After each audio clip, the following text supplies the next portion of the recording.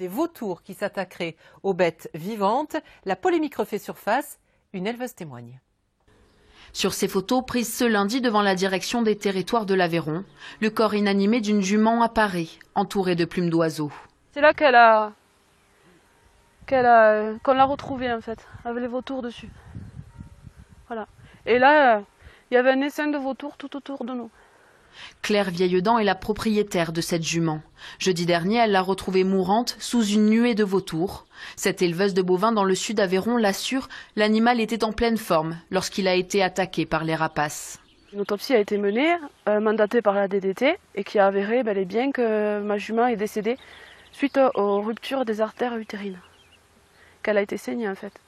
Et qu'au moment qu'elle est morte, c'était bien les vautours qui l'avaient consommée.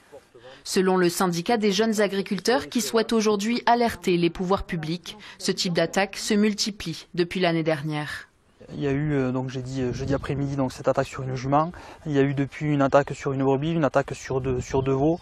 Pour ce cas-là, la jument, donc on a retrouvé de l'herbe dans sa bouche.